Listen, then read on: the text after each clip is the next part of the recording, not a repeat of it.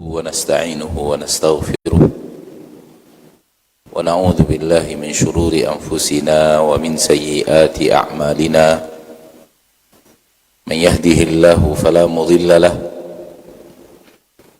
ومن يضلل فلا هادي له أشهد أن لا إله إلا الله وحده لا شريك له وأشهد أن محمدا عبده ورسوله صلى الله عليه وعلى آله وأصحابه ومن تبعهم بإحسان إلى يوم الدين وسلم تسليما كثيرا أما بعد.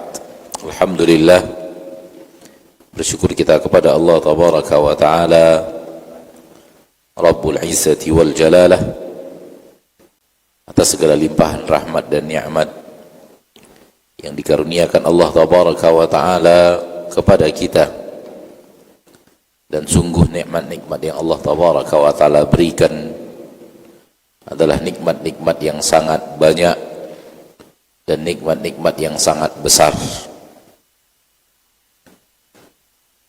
Salawat dan salam kepada Nabi kita tercinta, Rasul kita yang mulia, suri tauladan kita Nabi Muhammad bin Abdullah sallallahu alaihi wasallam, telah mengajarkan kepada kita seluruh kebaikan dan telah melarang kita dari seluruh keburukan, sehingga tidak ada kebaikan yang Rasul belum perintahkan dan tidak ada keburukan yang Rasul belum larang.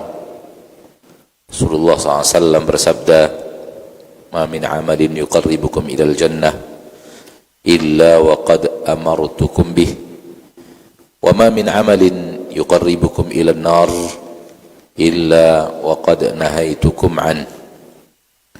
Tidak ada amalan yang mendekatkan kalian ke surga melainkan aku telah perintahkan kalian, dan tidak ada amalan yang mendekatkan kalian ke neraka melainkan aku telah melarang kalian.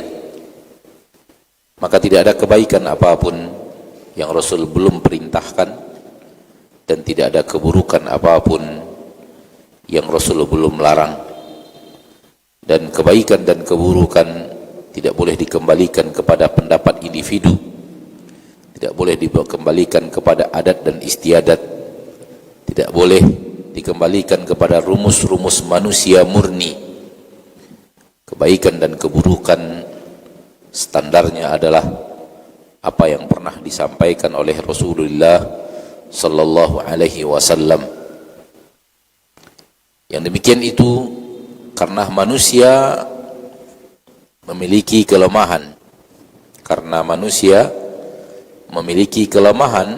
dalam menentukan kebaikan dan keburukan. Namun Allah Tabaraka wa Ta'ala ilmunya bikulli syai'in alim, tahu atas segala sesuatu.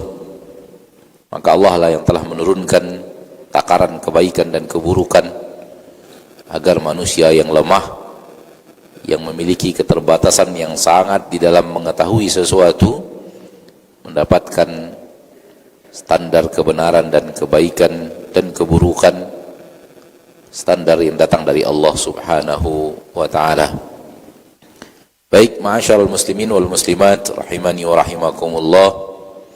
Pada hari ini alhamdulillah kita kembali dipertemukan Allah Tabaraka wa Ta'ala di dalam majlis yang di dalamnya kita mempelajari sebahagian ayat-ayat Allah untuk kita jadikan sumber ilmu, dan dari ilmu tersebut kita beramal. Sebelum kita lanjutkan pelajaran kita, yaitu awal surat Al-A'la,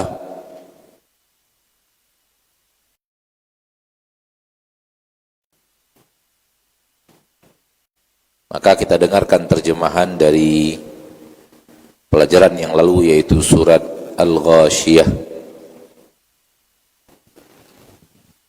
Penterjemah sudah ada? Insyaallah ada Ustaz.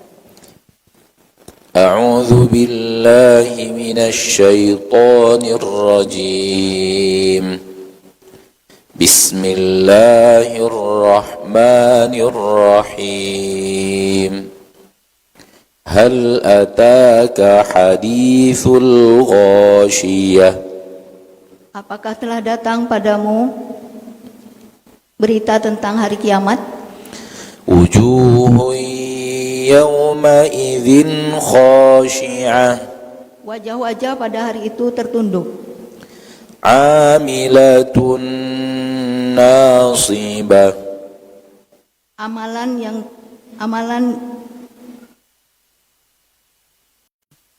amalan yang banyak. Dia beramal Dia beramal dan banyak, bersusah payah. bersusah payah ya. Tasla naran hamiyah Masuk ke dalam neraka yang panas. tusqa min ainin aniyah Diberi minum dari mata air yang sudah ditetapkan atau sudah tiba waktunya. laisa lahum ta'amun illa min dhari' Tidak ada bagi mereka makanan kecuali dari buah yang berduri. la yusminu wa la yughni min ju' Tidaklah menggemukkan dan tidak pula bermanfaat bagi perut yang lapar. wujuhun yawma'idhin na'imah Wajah-wajah pada waktu itu memancarkan kenikmatan. lisa'yiha radiyah Terhadap usahanya dia ridho. fi jannatin 'aliyah Di surga yang tinggi. la tasma'u fiha laghiyah Tidak mendengar di dalamnya perkataan yang tidak berguna. engkau tidak mendengar Engkau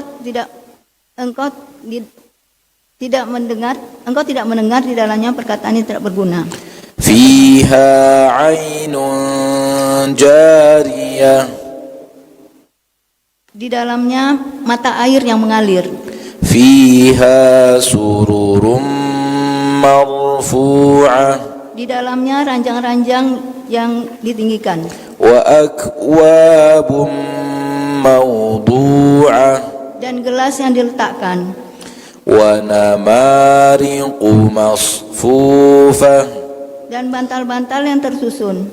wa zarabiyyu mabthuthah Dan permadani yang terhampar.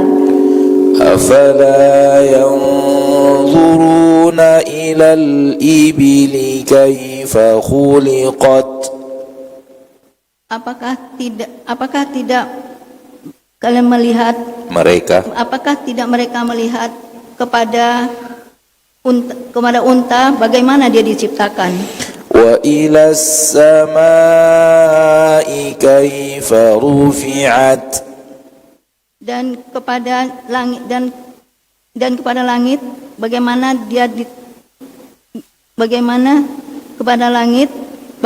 dia diangkat. wa ilal jibali kaifa nusibat Dan kepada gunung-gunung bagaimana dia ditegakkan.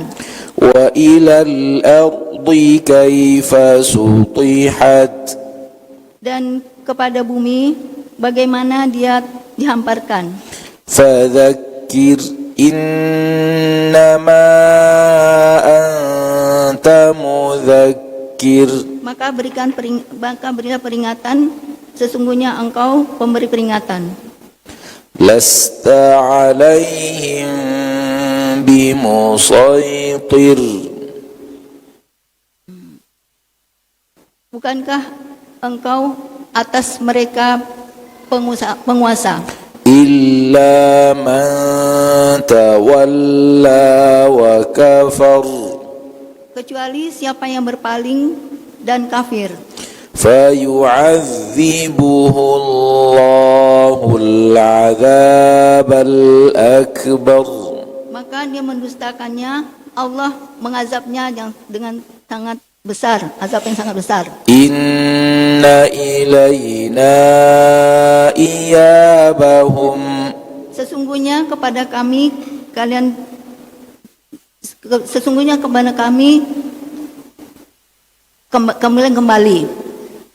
kembalinya mereka. Sesungguhnya kepada kami kembalinya mereka. Summa inna alayna hisabahum. Kemudian sesungguhnya atas kami hisab mereka. Baik, sekarang kita lanjutkan pelajaran berikutnya, yaitu awal surat Al-A'la.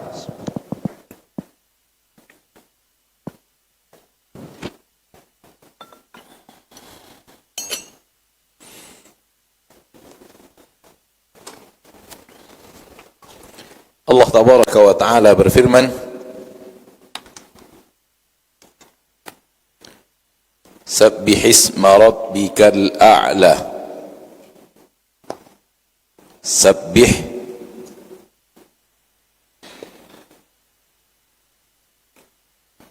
isma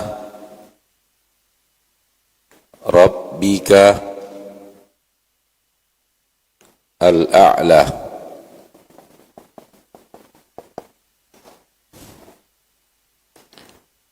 Sabbih fi'il amr, kata perintah,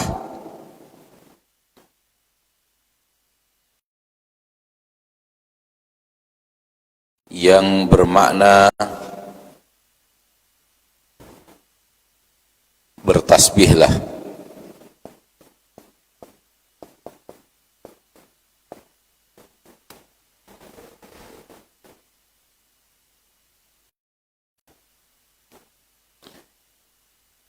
Bertasbihlah. Dan kalimat bertasbih adalah kalimat subhanallah, maha suci Allah. Tasbih adalah kalimat subhanallah, maha suci Allah. Maha suci Allah adalah Allah maha suci dari aneka ragam yang tidak baik, mulai dari zalim, kekurangan, cacat, tidak mengetahui, membutuhkan makhluk, punya anak, letih, lemah. Intinya adalah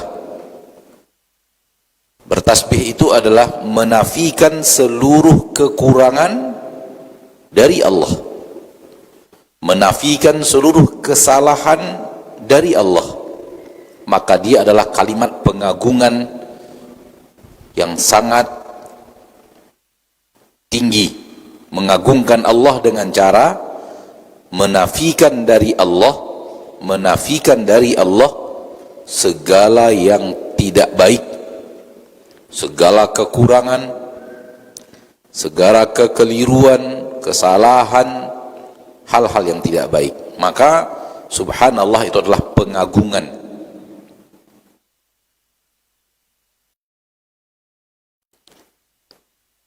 Ketika perintah Allah sabbih, bertasbihlah kepada Allah, ucapkan subhanallah, artinya dengan bertasbih itu kita mengagungkan Allah, kita memuliakan Allah.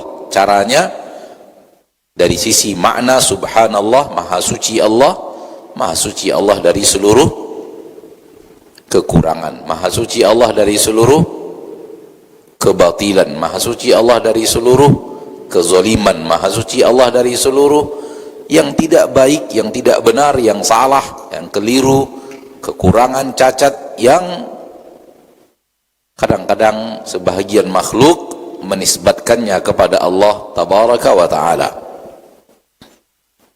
Ini dia sabbih. Sabbihis, baris bawah yang ada pada huruf ha itu dikarenakan adanya pertemuan dua sukun. Hukum asalnya sabbih, sukun di sini. Datang setelahnya isim, ini alif, dan alif tidak punya harokat, sukun. Sukun bertemu dengan sukun, dua sukun bertemu, salah satu harus diberi baris, maka sabbihis, huruf ha diberi baris kasrah untuk kemudian menghilangkan bertemunya dua sukun. Dalam bahasa Arab dua sukun tidak akan pernah bertemu. Dua kalimat yang sama-sama sukun tidak akan pernah bertemu. Ketika bertemu dua sukun, maka salah satunya diberi baris, dan yang diberi baris itu yang pertama, yang memiliki sukun yang pertama. Ini juga pernah kita sampaikan bahwa sabbihis, baris kasrah yang ada pada sabbihi bukanlah harokat asli huruf ha. Huruf ha harokatnya adalah sukun. Sabbih fi'il amar. Sabbaha yusabbihu, mudhari'nya yusabbihu. Ini banyak sekali di dalam Al-Quranul Karim. Sabbaha yusabbihu, dan tasrifnya yusabbihuna, tusabbihuna.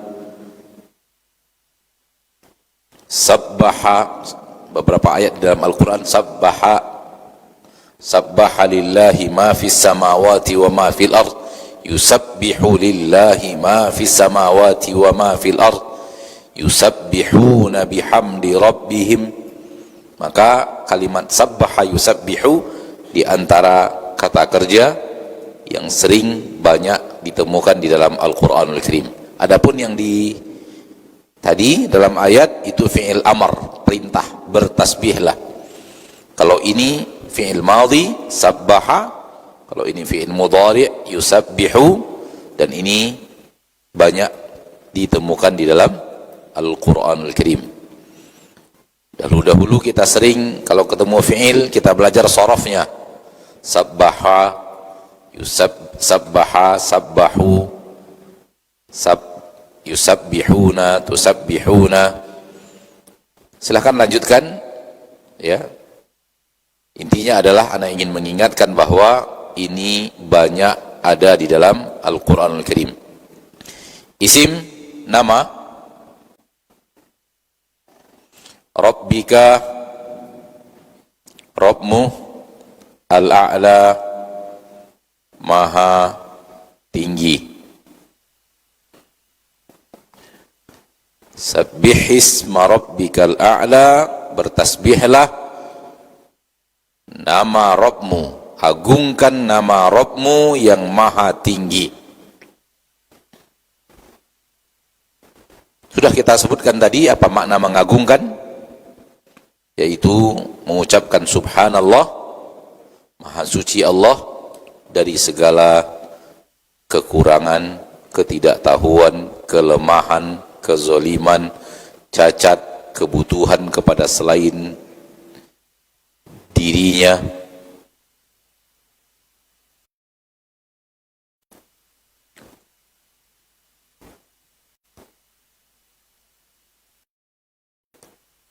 Maka kalimat subhanallah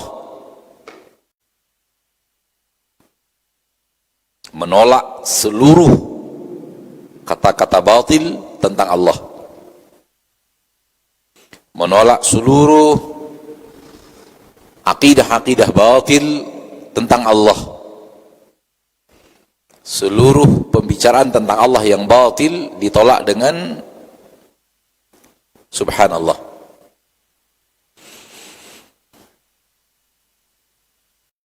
Dari mana kaum muslimin tahu itu batil? Apabila bertabrakan dengan ayat-ayat yang berbicara tentang Allah. Seperti mereka yang mengatakan bahwasanya Allah tabaraka wa ta'ala menciptakan langit dan bumi 6 hari, namun Allah kemudian lelah, capek, dan beristirahat di hari yang ke-7. Maka ini adalah kesalahan di mana Allah tabaraka wa ta'ala memiliki sifat lelah dan sifat capek. Maka ketika kita mengucapkan subhanallah, itu semua kita nafikan dari Allah. Maha suci Allah dari lelah dan capek. Ala kulli hal, itu dia makna tasbih. Kemudian di sini ada al-a'la, maha tinggi. Maha tinggi, di mana tidak ada lagi yang lebih tinggi daripada Allah. Yang paling tinggi adalah Allah Subhanahu wa ta'ala. Dan ini jelas dan tegas menunjukkan bahwa Allah itu di atas. Jelas dan tegas menunjukkan bahwa Allah di atas. Karena Allah mengatakan bahwa Dia yang paling tinggi. Al-a'la, yang paling tinggi. Dan kalimat paling tinggi tidak bisa dimaknakan kecuali Allah itu di atas dan tidak ada lagi yang lebih di atas daripada Allah. Itulah dia maknanya al-a'la, maha tinggi, paling tinggi. Maka akidah yang sahih adalah Allah maha tinggi, di atas dan tidak ada lagi yang di atas Allah subhanahu wa ta'ala. Semua makhluk di bawah Allah Rabbul Izzati wal Jalalah. Oleh karena itu Allah berfirman dalam ayat yang lain, wa huwal qahiru fawqa ibadihi. Dialah Allah tabaraka wa ta'ala yang maha berkuasa fawqa ibadihi, di atas hamba-hambanya. Maka seluruh makhluk di bawah Allah. Seluruh makhluk apa? Di bawah Allah. Tak ada satupun yang di atas Allah. Dan Allah lah yang paling tinggi sebagaimana yang ada di dalam ayat ini. Maka menyatakan bahwa Allah di bawah adalah kesalahan yang dinafikan dengan subhanallah. Akidah yang isinya akan mengarah kepada Allah itu di bawah, tidak di atas, adalah akidah yang batil, karena bertabrakan dengan ayat-ayat Allah yang menyatakan bahwa Allah di atas. Kata para ulama, Al-Imam Ibnul Qayyim mengatakan bahwa ayat-ayat dan hadis-hadis Nabi SAW yang darinya diambil kesimpulan bahwa Allah itu di atas lebih daripada 2000 dalil. Lebih daripada berapa? 2000 dalil. Sifat Allah memiliki sifat di atas. Maka bagaimana mungkin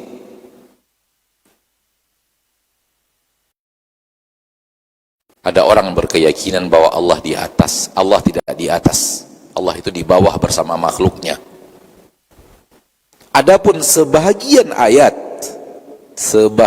ayat yang mengarah kepada titik itu dari sisi makna, pertama ayatnya jumlahnya sedikit, kemudian maknanya disalahfahami oleh mereka sehingga difahami bahwa Allah bersama makhluknya. Di antaranya firman Allah tabaraka wa ta'ala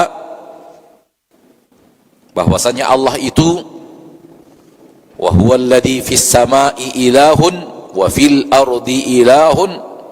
Dialah Allah yang ilah di langit, ilah di bumi. Difahami bahwa Allah ada di langit, Allah juga ada di bumi. Padahal maknanya tidak demikian. Ilah artinya yang diibadati. Maka maknanya adalah dialah Allah yang diibadati di langit, penduduk langit beribadah kepadanya. Dan dialah Allah yang diibadati di bumi, penduduk bumi beribadah kepadanya. Dan ini tidak menunjukkan bahwa Allah di bumi bersama makhluk-makhluknya. Adapun ayat-ayat yang berhubungan dengan Allah itu dekat dengan makhluk, Allah itu dekat dengan makhluk, atau Allah itu bersama makhluk, itu juga ayat yang jumlahnya sedikit, tapi maknanya bukanlah kedekatan dalam makna zat Allah di dekat zat makhluk. Zat Allah di atas arsy, tidak ada yang lebih tinggi daripada Allah Tabaraka wa Ta'ala sebagaimana yang tidak katakan. Namun Allah mengetahui seluruh yang kita lakukan. Allah dekat dengan hambanya karena mendengar semua yang diucapkan oleh hamba, sekecil apapun suara hamba itu, melihat seluruh gerakan hamba walau tertutup dalam kegelapan yang sangat gelap. Inilah makna dekat yang ada di dalam ayat tersebut. Oleh karena itu, ayat yang menyatakan kebersamaan sering diikat oleh Allah dengan kalimat bahwa Allah mengetahui dan Allah melihat. Maka Allah melihat mereka, apapun kondisi mereka, Allah melihat mereka. Bagaimanapun keadaan mereka, Allah mengetahui gerak-gerik mereka. Ini yang dimakna daripada kedekatan hamba. Dan di dalam majlis ini ana sering memberikan contoh. Tadi ana mengucapkan kata-kata, antum dengar atau tidak? Tidak dengar, padahal antum dekat ana. Kalimat yang tadi ana ucapkan sebentar itu Allah mendengarnya. Antum yang dekat ana tidak mendengar ya. Bukankah ini makna bahwa Allah dekat dengan saya? Dekat dengan ana, dekat dengan kita semua? Tadi barusan ana mengucapkan kalimat kecil, kalimat tipis, kalimat dengan suara rendah. Ana tadi mengatakan semoga kita dijadikan hamba-hamba Allah yang masuk ke dalam surga. Tadi ana mengucapkan kalimat gitu, seperti itu. Nampak tadi ana ngomong sedikit? Antum dengar nggak yang tadi ketika ana ngomong pelan itu? Tidak dengar karena terlalu apa? Terlalu kecil suara ana. Allah mendengarnya. Lihat, tidakkah ini menunjukkan bahwa Allah dekat dengan kita? Antum yang dekat saja tak mendengar, maka Allah lebih dekat daripada hambanya. Maka tidak ada makna bahwa Allah itu rendah bersama makhluknya, itu tidak ada. Sabbihisma rabbikal a'la alladzi khalaqa fasawwa.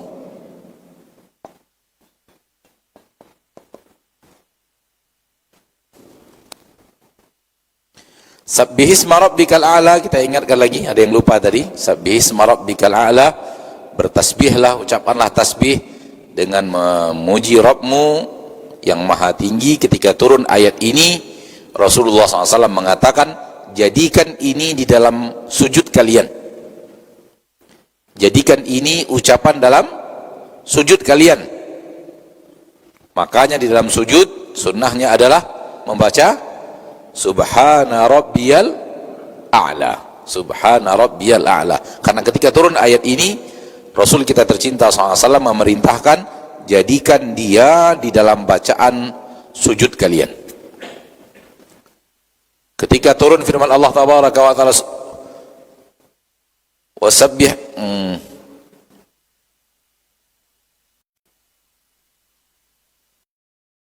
Ketika turun firman Allah Tabaraka wa Ta'ala yang berbicara tentang Al-Azim,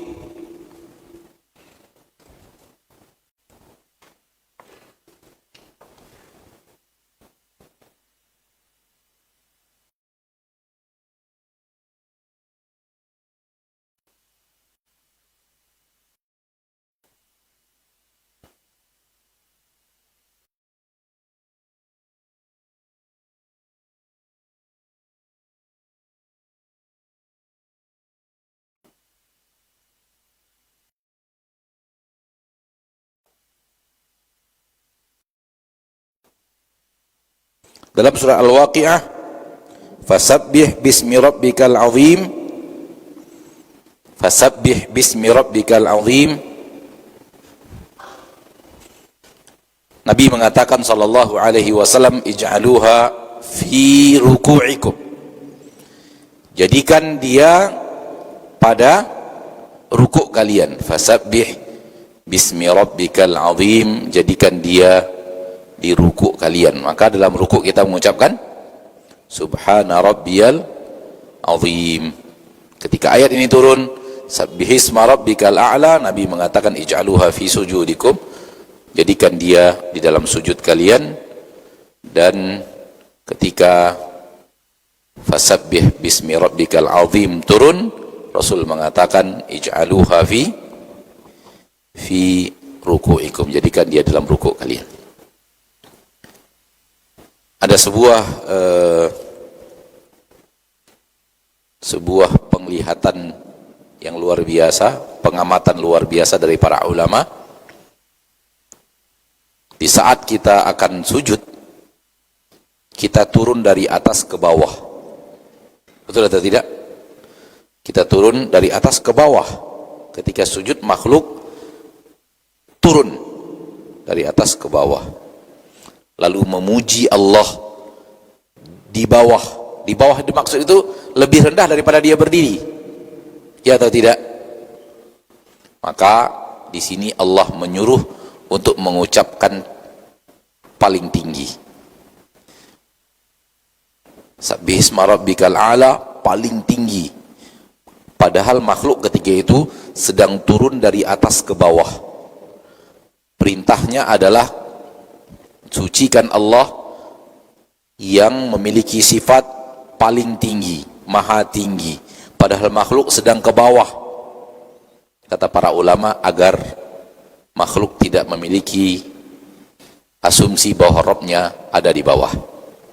Bahwa Rabbnya ada di bawah. Dia turun dulu untuk memuji Rabbnya. Tidak. Betul dia turun secara jasad, namun dia harus meyakini Rabbnya yang paling tinggi. Jangan sampai turunnya makhluk untuk memuji Allah memiliki makna bahwa makhluk berada di bawah, Allah berada di bawah. Justru ketika makhluk turun merendah, makhluk memuji Allah dengan sifat maha tingginya. Wallahu a'lam. Semoga antum faham yang ana maksud. Ya. Ketika makhluk menyebut mensucikan Rabbnya dengan kondisi turun, Allah datangkan kalimat Allah maha tinggi, supaya makhluk tidak merasa bahwa Rabb memiliki sifat rendah. Alladzi, yang khalaqa, menciptakan, fa, maka, sawwa, menyempurnakan,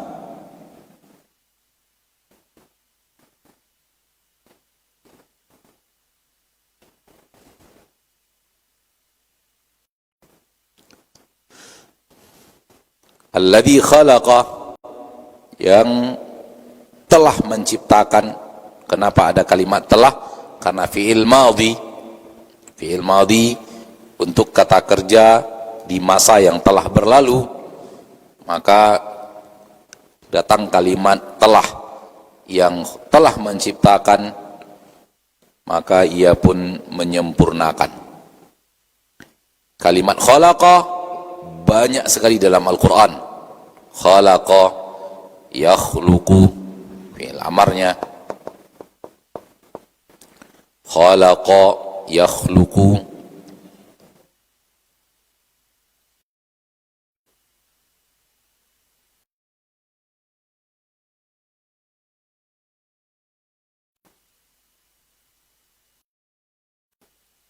Ini banyak sekali dalam Al-Quran Al-Karim.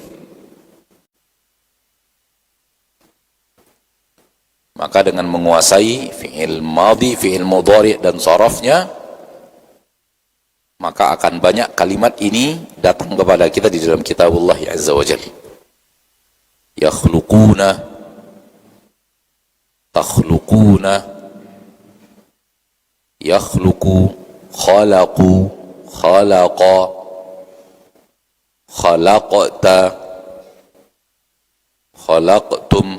Itu banyak. Intinya fi'il yang berasal dari kata-kata khalaqa, yakhluqu, ini banyak di dalam Al-Quran Al-Karim.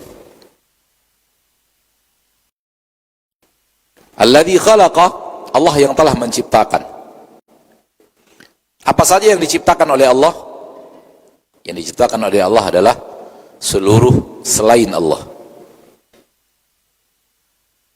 Yang diciptakan oleh Allah adalah seluruh selain Allah.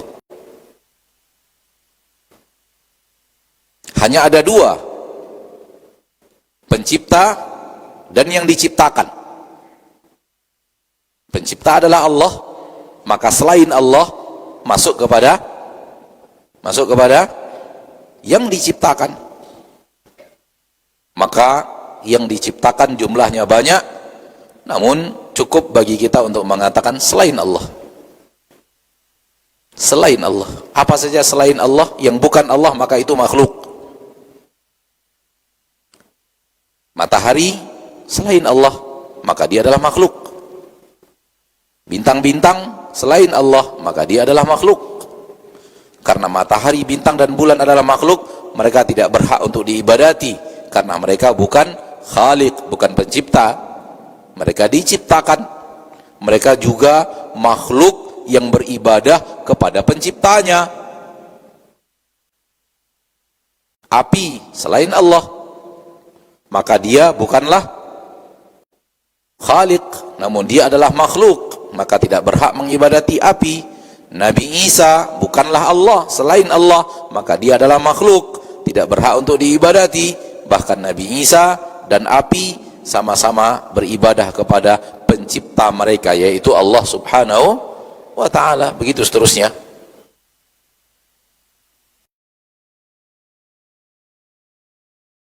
Jadi selain Allah adalah makhluk, karena yang mencipta adalah Allah. Alladzi khalaqa, hanyalah Allah.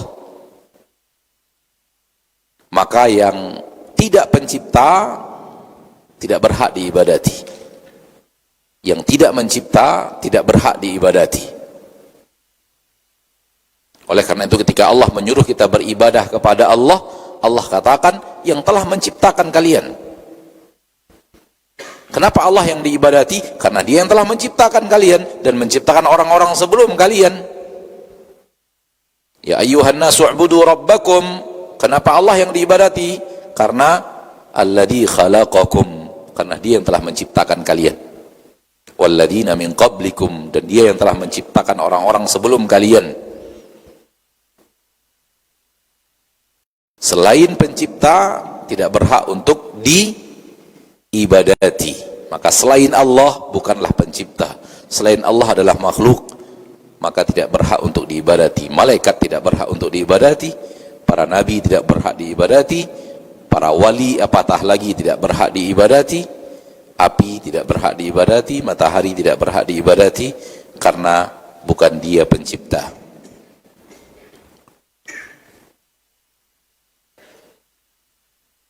Masuk kita sedikit, tapi semoga bermanfaat, bahwa Al-Quran adalah perkataan Allah. Al-Quran adalah perkataan Allah. Kalau dia adalah perkataan Allah, maka Al-Quran tidak makhluk. Karena dia perkataan Allah. maka Al-Quran tidaklah makhluk, karena tidak mungkin dipisahkan antara Allah dan perkataan Allah. Allah Khaliq, tidak makhluk. Selain Allah makhluk, tidak Khaliq. Al-Quran kalamullah, perkataan Allah, maka dia tidaklah makhluk. Kenapa? Karena dia dari Allah, perkataan Allah. Maka ini akidah yang sahihah bahwa Al-Quran bukanlah makhluk, karena dia bahagian daripada Allah. Kalamullah, perkataan Allah. Bagaimana cara memisahkan saya dan kata-kata saya?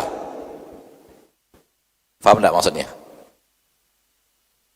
Si A dengan perkataannya, bagaimana memisahkannya? Karena perkataan itu bahagian dari dianya. Ya atau tidak? Ya atau tidak? Bagaimana memisahkan antara saya dan kata-kata saya? Namun orang terpaku dengan kertasnya. Kertasnya makhluk. Tintanya makhluk. Namun yang ditulis oleh tinta itu di atas kertas itu bernama Al-Quran. Al-Qurannya tidak makhluk. Kalau kertasnya kita katakan makhluk, naam. Kalau tintanya kita katakan makhluk, jawabannya ya, kertas dan tinta adalah makhluk. Namun tinta itu menulis di atas kertas, yang ditulis adalah kalamullah, perkataan Allah, dan perkataan Allah itu bukan makhluk. Oleh karena itu di akhir zaman, sebelum dihancurkan makhluk oleh Allah, bumi dan isinya, Al-Quran diangkat dulu. Tidak ada lagi Al-Quran di permukaan bumi, karena Al-Quran tidaklah sesuatu yang akan hancur, karena dia adalah kalamullah, perkataan Allah, dan perkataan Allah itu bahagian daripada Allah. Bisa difahami? Maka Al-Quran bukanlah kalamullah. Orang terpengaruh dengan kertas dan tinta. Kertas dan tintanya makhluk, nggak ada khilaf di situ. Apabila kita mendengar imam membaca Al-Quran, suara imam itu makhluk. Suara imam itu apa? Suara manusia. Terkait dengan si imamnya makhluk, maka suara dia makhluk. Namun dia membaca kalamullah bukanlah makhluk. Itu berbeda. Karena si imam bisa membaca kalamullah yang tidak makhluk, bisa membaca kalam Rasulillah, dan itu adalah makhluk. Dia bisa membaca kalam para ulama, dan itu makhluk. Dia bisa membaca kalam Pak Menteri, itu makhluk. Dan dia bisa membaca kalamullah, dan itu tidaklah makhluk, walau dari satu suara yang sama.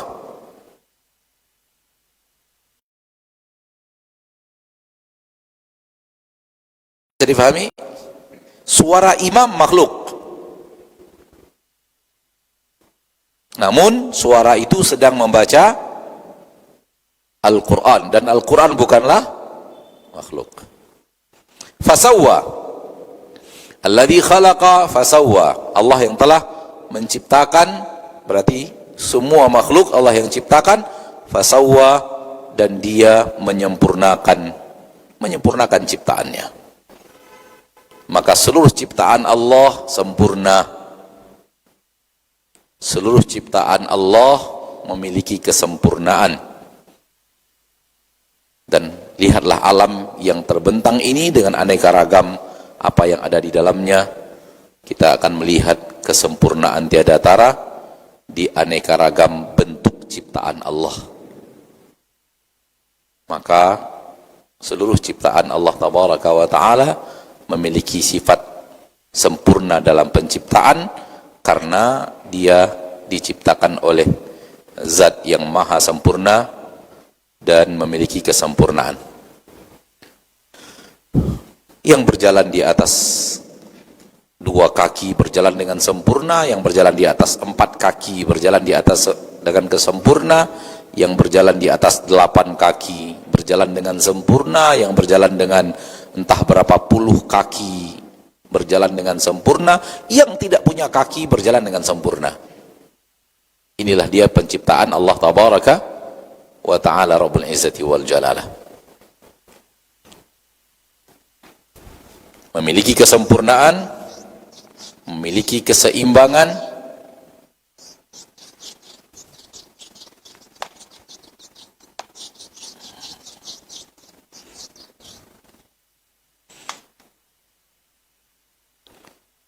ketika Allah Tabaraka wa Ta'ala menciptakan jerapah, Allah ciptakan untuknya kaki yang panjang, sementara dia butuh makan. Tentu kepalanya tinggi gara-gara kakinya panjang, maka Allah panjangkan lehernya. Itu bentuk kesempurnaan Allah menciptakan jerapah dengan kaki yang panjang.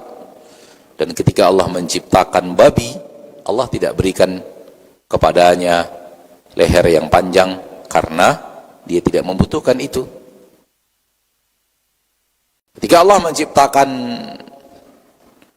gajah dengan kaki yang panjang namun tidak punya leher yang panjang, maka Allah ciptakan pengganti fungsi itu, yang dengannya dia bisa mengambil ke bawah dan memasukkan ke kepalanya yang tinggi yang sulit untuk turun ke bawah. Semua ini kesempurnaan. Bahkan para ulama berbicara tentang ayam yang berjalan dengan 2 kaki, maka Allah jadikan kepalanya maju mundur untuk menciptakan kesempurnaan. Subhanallah, para ulama memperhatikan segala sesuatu. Ayam ketika berjalan dengan 2 kaki, kesempurnaan dengan kepalanya maju mundur. Kita yang berjalan dengan 2 kaki kita, kesempurnaannya adalah silang. Ketika kaki kanan maju, maka yang maju adalah tangan kiri. Ketika kaki kiri yang maju, berarti yang maju adalah tangan kanan. Di situ kesempurnaannya dan di situ keindahannya. Maka semua ciptaan Allah sempurna. Ketika manusia mulai mengganggu kesempurnaan itu, maka manusia akan menerima akibatnya. Allah ciptakan laut, Allah ciptakan sungai, Allah turunkan hujan, Allah ciptakan pepohonan di hutan yang sangat luas. Ketika hutannya dihancurkan, coba lihat apa yang terjadi. Allahu a'lam. Kenapa? Karena kesempurnaan yang Allah telah wujudkan pada jumlah pepohonan dan air hujan yang turun telah dirusak oleh manusia. Maka lihat apa yang terjadi. Alladzi khalaqa fasawwa walladzi qaddara fahada.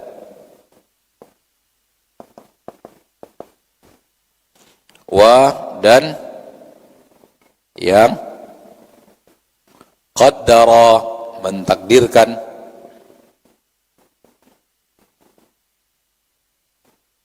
fahada maka memberikan petunjuk.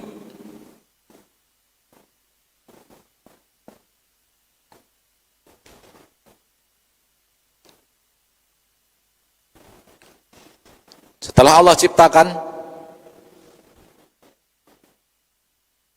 ketika diciptakan Allah ciptakan sempurna,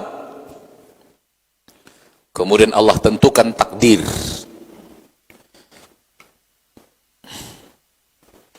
Apa yang akan terjadi? Dituliskan takdir. Apa yang akan terjadi?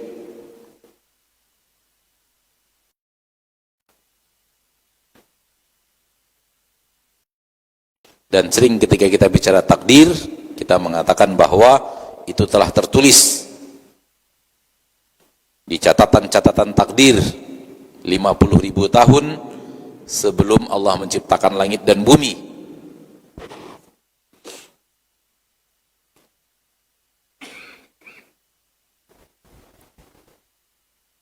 Namun di dalamnya tidak ada penzoliman.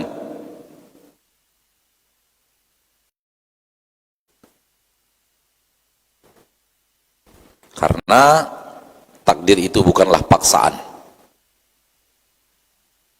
Takdir bukanlah apa? Paksaan. Maka tidak ada di dalamnya penzoliman. Takdir itu adalah ilmu Allah. Lalu Allah tuliskan.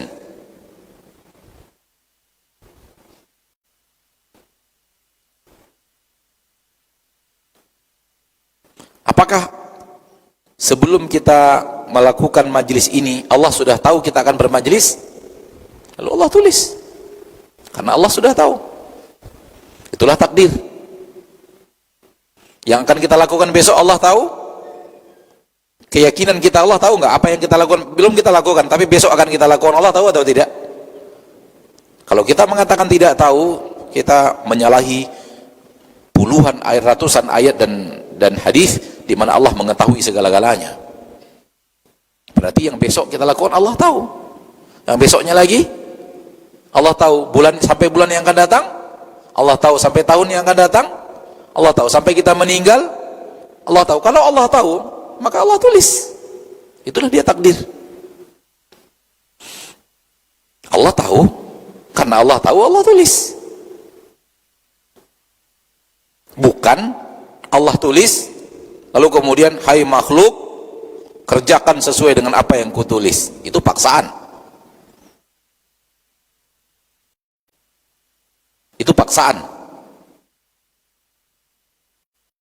Tidak begitu. Tulisannya memang sudah ada, takdir sudah ada, ketentuannya sudah ada, bahkan siapa penduduk surga, penduduk neraka sudah ada, tapi bukanlah apa? Bukanlah apa? Paksaan.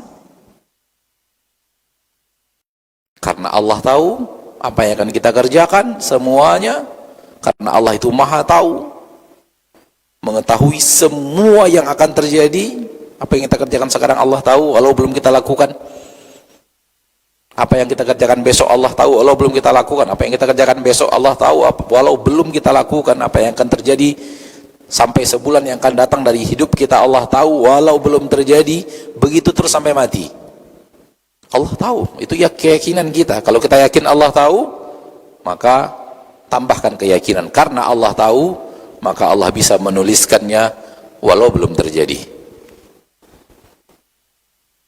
Adapun pekerjaan manusia dari kejahatan dan kebaikan, manusia menginginkannya, manusia mengusahakannya, manusia mengerjakannya. Oleh karena itu mereka bertanggung jawab atas pekerjaan mereka. Fahada, lalu Allah memberikan petunjuk. Setelah Allah ciptakan, Allah takdirkan, lalu Allah arahkan menuju takdir itu. Allah takdirkan rezeki, lalu Allah arahkan perbuatan makhluk menuju rezeki itu.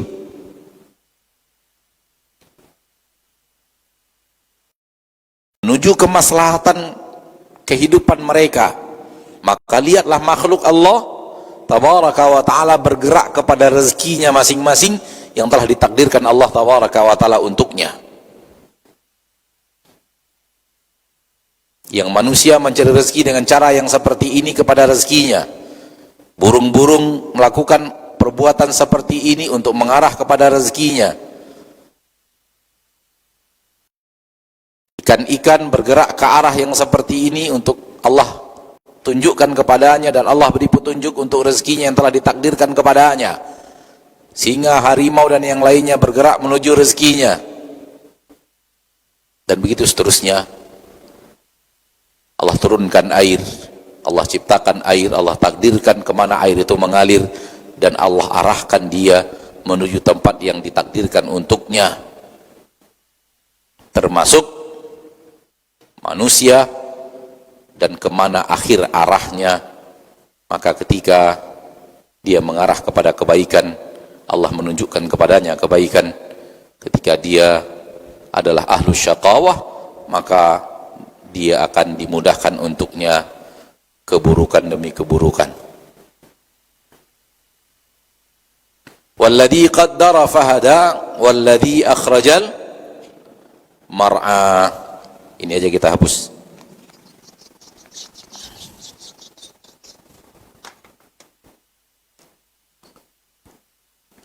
Akhraja al-mar'a.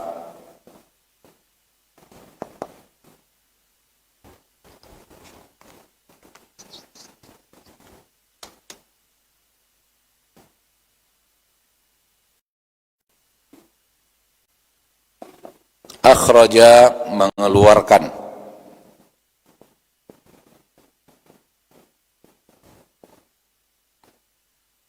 Mengeluarkan.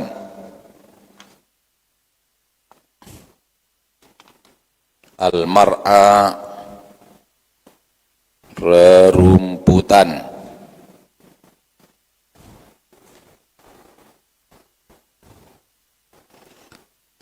Walladzi akhrajal mar'a, dan Rabbmu lah yang akhraja, mengeluarkan, al-mar'a, rerumputan.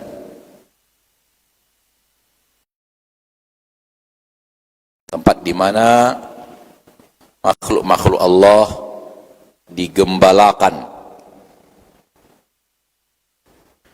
sehingga menikmati ciptaan Allah, rezeki untuknya dalam bentuk rerumputan.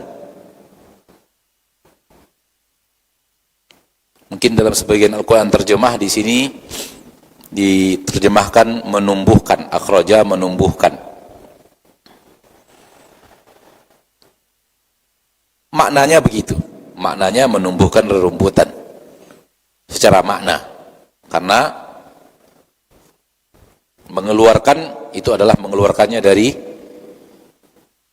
dalam tanah yang tidak kelihatan lalu dikeluarkan ke permukaan, dan itulah makna menumbuhkan.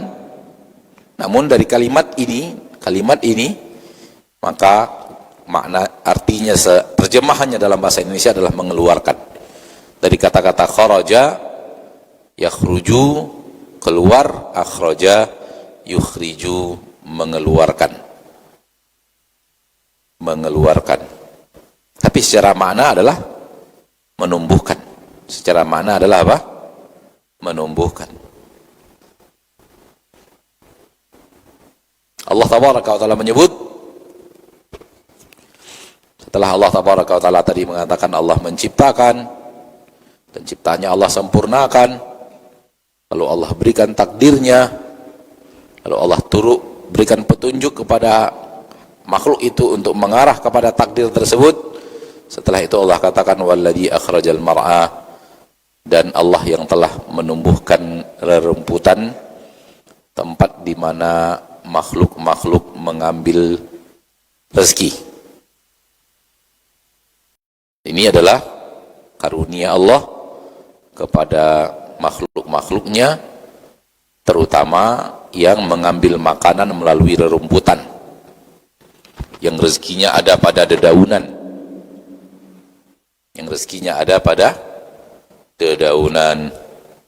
Walladzi akhrajal mar'a faja'alahu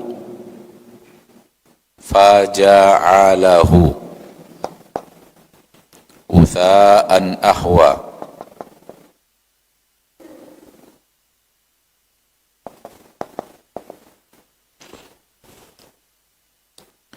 Faja'alahu, fa artinya maka, ja'ala artinya menjadikan, hu artinya nya atau dia, maka menjadikan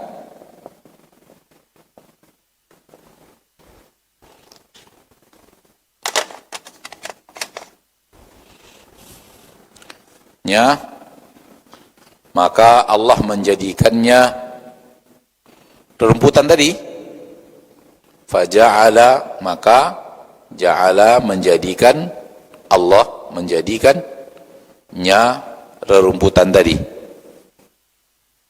Ghutha'an, kering.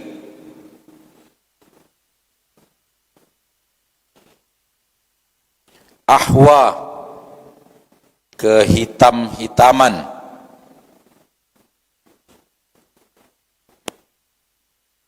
Kering, kerontang, mengarah ke hitam coklat, mengarah ke hitam-hitaman. Itu dia ahwa.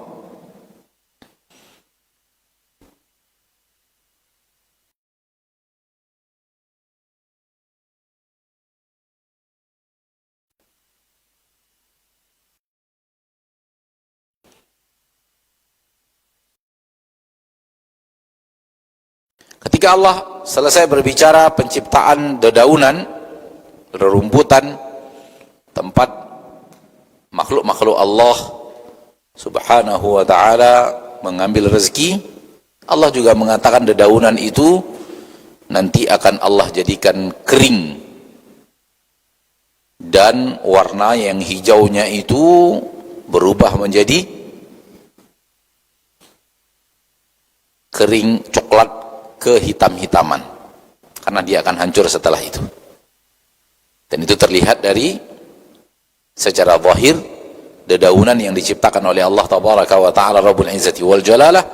Awalnya Allah ciptakan hijau, indah, nyaman dipandang, menarik. Setelah itu mulai kering, coklat, merubah ke arah-arah hitam, lalu hancur. Dan begitu juga keadaan dunia. Dunia akan seperti itu. Awalnya hijau, indah terlihat, namun lambat laun akan hancur, tua, lalu dihancurkan oleh Allah tabaraka wa ta'ala. Demikian juga keadaan dunia. Demikian juga keadaan makhluk. Makhluk ketika dia muda, dia indah, terlihat, dia menawan, setelah itu kering, lalu hancur. Begitu perjalanan makhluk Allah tabaraka wa ta'ala Rabbul Izzati wal Jalalah.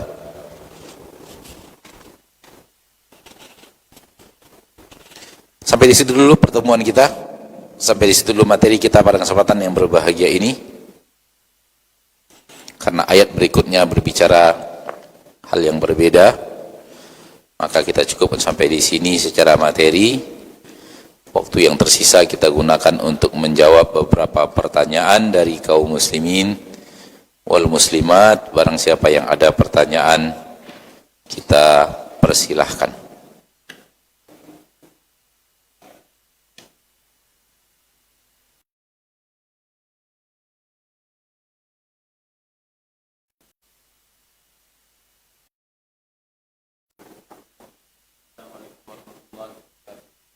Assalamualaikum warahmatullahi wabarakatuh.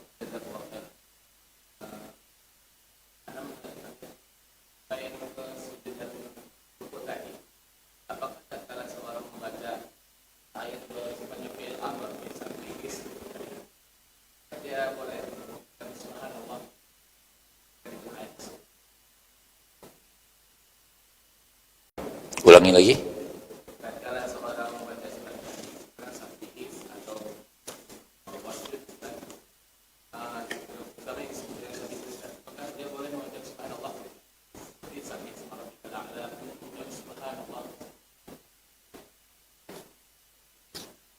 Apabila kita sedang membaca Al-Quran, Oke. Apabila kita sedang membaca Al-Quran, lalu kita melewati ayat-ayat yang seperti Sabbihisma Rabbikal A'la, yang artinya perintah dari Allah, bertasbihlah, pujalah Allah, Rabbmu yang maha tinggi. Ketika kita melewati ayat itu, bolehkah kita mengucapkan subhanallah? Karena kita pada saat membaca ayat itu, kita bertemu dengan perintah dari Allah kita untuk memuji Allah dengan mengucapkan subhanallah. Bolehkah kita mengucapkan subhanallah? Boleh. Bahkan ini dilakukan Rasul dalam sholat-sholat sunat. Bahkan ini dilakukan Rasul SAW dalam sholat-sholat sunat. Adapun sholat wajib, pendapat yang paling kuat tidak boleh. Tidak boleh melakukan itu dalam sholat wajib.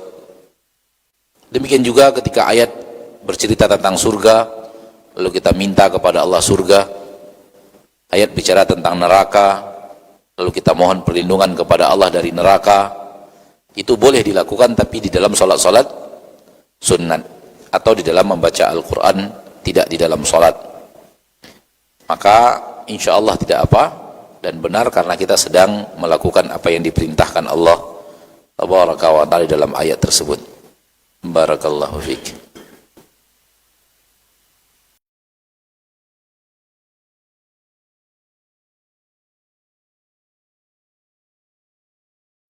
Allah itu satu, namun Allah itu dekat dengan setiap manusia. Sementara manusia jumlahnya miliaran. Bagaimana memahaminya, Ustaz? Sebenarnya tadi sudah kita katakan bahwa dekat di sini bukan zat Allah yang dekat. Jangan dekat kini difahami dekatnya ala manusia. Dekat dalam rumus manusia. Karena dekat dalam rumus manusia tidak bisa kecuali mendekat secara jasad.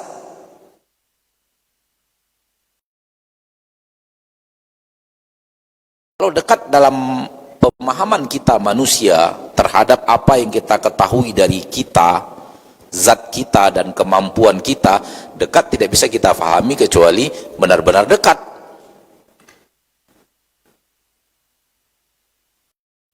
Maka ini adalah rumus manusia dalam dekat.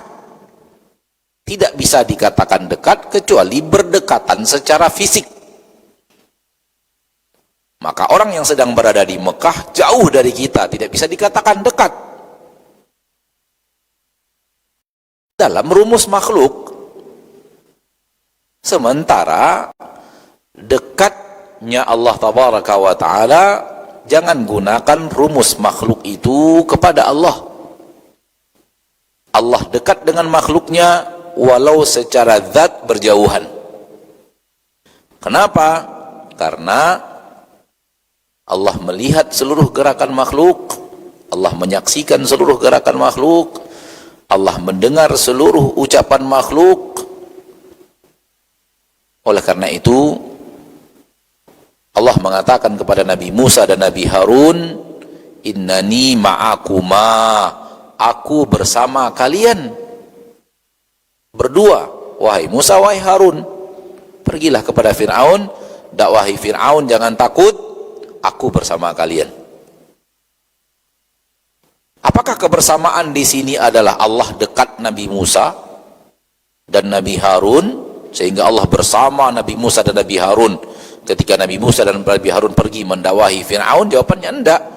Allah katakan, innani ma'akuma, aku bersama kalian, asma'u wa ara, aku mendengar kalian dan aku melihat kalian. Ini makna kebersamaan Allah kepada makhluk. Allah melihat seluruh gerakan makhluk. Allah mendengar seluruh ucapan makhluk, sekecil apapun, selirih apapun.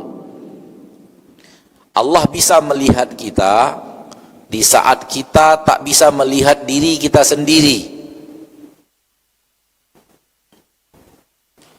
Allah bisa melihat kita di saat kita tak bisa melihat diri kita sendiri. Apabila suatu hari kita berada dalam sebuah kamar, tiba-tiba lampu mati. Dalam sebuah kamar, kamar itu berada dalam sebuah gedung, kamarnya di tengah-tengah gedung, lalu kamar mati, lampu mati. Sehingga kita letakkan jari jemari kita di depan mata kita, kita tidak akan mampu melihatnya. Artinya ketika itu kita tidak bisa melihat diri kita sendiri. Di saat kita sendiri tidak bisa melihat diri kita sendiri, Allah melihat kita dengan jelas. Tidak terhalang pandangan Allah melihat kita dari melihat kita dengan gelapnya suasana yang segelap itu, sehingga kita sendiri tidak bisa melihat diri kita sendiri. Ini makna kedekatan. Maka jangan makna dekat di sini artinya adalah dekat dalam rumus makhluk. Namun ini dekat dalam bicara tentang Allah Subhanahu wa ta'ala. Bolehkah kita menjamak salat selama 2 minggu kita safar? Ini khilaf di kalangan para ulama. Sebahagian mengatakan boleh, selagi kita safar walaupun 2 minggu, walaupun 1 bulan kita boleh menjamak. Dan sebahagian lain mengatakan bahwa kalau kita berdiam diri di suatu daerah lebih daripada 3 hari, maka kita tetap musafir namanya, tapi kita tidak boleh untuk menjamak dan mengqasar. Karena bolehnya menjamak dan mengqasar itu apabila berada di sebuah tempat 3 hari atau kurang. Tapi kalau lebih daripada 3 hari, tetap sholatnya tidak jamak dan tidak qasar, namun sholat sempurna dan pada waktunya, itmam dan pada waktunya. Ini khilaf di kalangan para ulama. Ada yang membatasi dengan 3 hari atau lebih. 3 hari dan kurang dari 3 hari boleh menjamak dan mengqasar. Ada yang mengatakan tidak ada batasan. Wallahu alam. Ana secara pribadi lebih condong kepada pendapat tidak ada batasan hari. Selagi kita musafir, maka berlaku kepada kita hukum safar. Wallahu alam.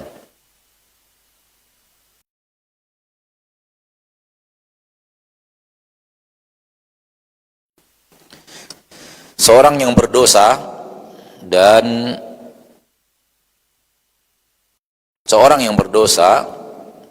alhamdulillah sudah mengenal sunnah dan meninggalkan kebiasaan nenek moyang, apakah mendatangi majelis ilmu dosanya terampuni?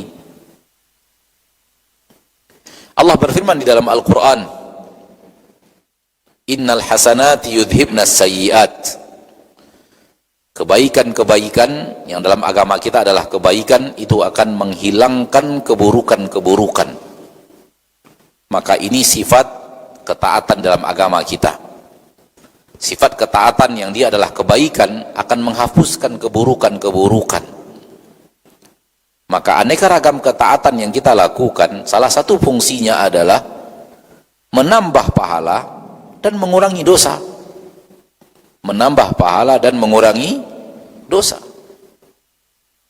Menambah pahala karena dia adalah kebaikan yang kita lakukan, dan menghilangkan dosa karena kebaikan berfungsi menghapus keburukan. Rasulullah SAW bersabda, wa atbi'is sayyi'atal hasanata tamhuha. Iringi perbuatan buruk dengan perbuatan baik. Kalau sempat terjerumus ke dalam keburukan, lakukan kebaikan. Tamhuha, karena kebaikan ini akan menghapus keburukan. Lihatlah hadis Nabi ketika berbicara tentang berjalan kaki ke masjid, pergi sholat berjamaah. Kata Nabi SAW, setiap langkah mengangkat 1 derajat, menghilangkan 1 dosa. Mengangkat 1 derajat, menghilangkan 1 dosa. 1 langkah mengangkat 1 derajat, menghilangkan 1 dosa. Kalau ternyata kita melangkah ke masjid dan pulang dari masjid, jumlah langkah kita ada 400 langkah misalnya, maka ada 400 derajat kita naik dan ada 400 dosa yang diampuni. Wallahu ta'ala alam. Naam.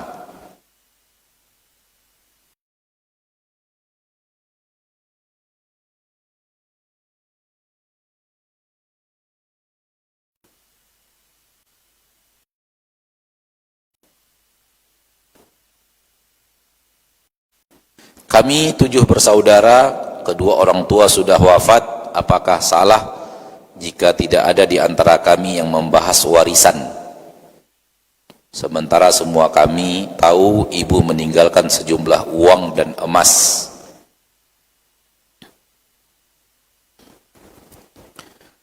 Wallahu alam, harusnya dibicarakan. Kenapa? Karena itu adalah hak masing-masing anak.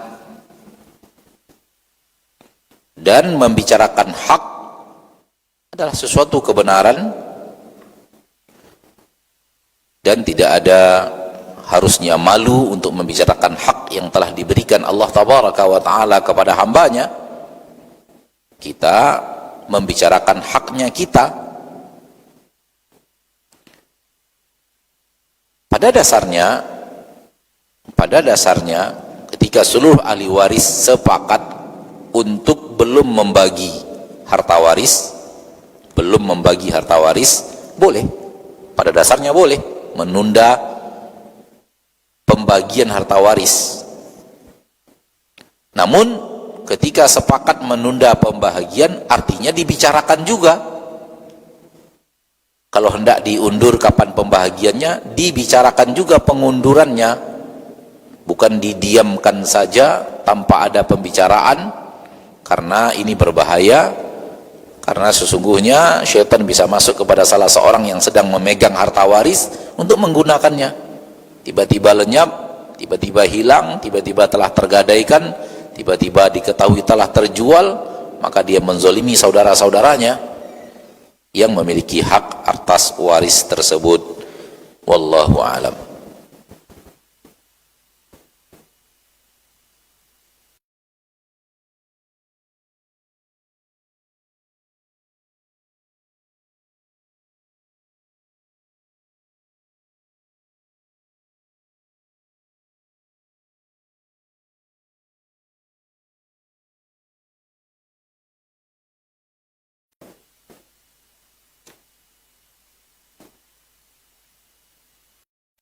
Apakah investasi emas dan deposito uang itu termasuk riba?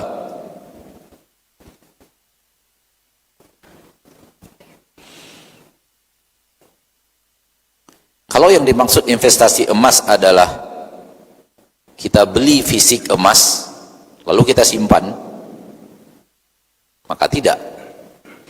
Kalau itu yang dimaksud dengan investasi emas, kita beli fisiknya lalu kita simpan, maka itu namanya tabungan dalam bentuk emas. Tapi kalau maknanya adalah gadai emas yang beredar, yaitu ke salah satu instansi lalu beli emas, namun kita tak punya fisiknya, kita hanya punya kertasnya, bahwa kita punya sekian gram emas di instansinya mereka, kita nggak tahu fisiknya ada di mana. Entah ada di instansi itu fisiknya, entah tidak pun kita tidak tahu. Namun ada surat berharga yang kita pegang, investasi emas atau apalah namanya, gadai emas tah apakah namanya, yang berharga itu suratnya itu. Maka yang seperti ini tidak boleh, seperti ini haram. Adapun deposito, kalau maksudnya ada, Ana tidak pernah deposito selama seumur hidup, tidak tahu.